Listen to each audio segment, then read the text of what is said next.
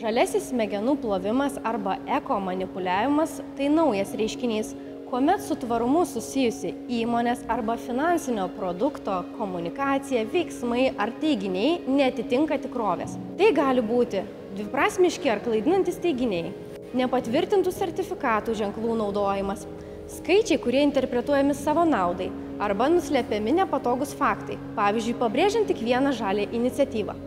Taip yra klaidinami investuotojai, jiems parodant produktą arba įmonę kaip žalią, nors jie tokie ir nėra. Žaliojo smegenų plovimo arba eko-manipuliavimo išvengti padės žinios ir kritinis mąstymas.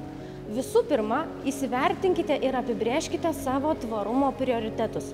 Ar norite šiandien investuoti tvariai, o gal norite prisidėti prie pokyčių ilguoju laikotarpiu?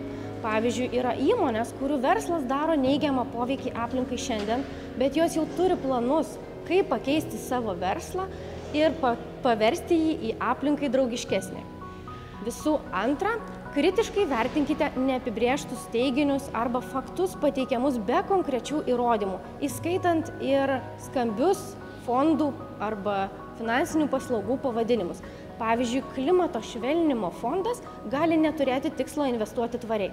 Trečia, atidžiai perskaitykite informaciją, aprašymus apie finansinius produktus. Taip žinosite jų įsipareigojimus ir tikslus. Palyginkite skirtingus produktus, taip galėsite priimti tinkamesnį sprendimą. Na ir galiausiai pasidomėkite bendrais kredito įstaigos ar valdymo įmonės įsipareigojimais tvarumui.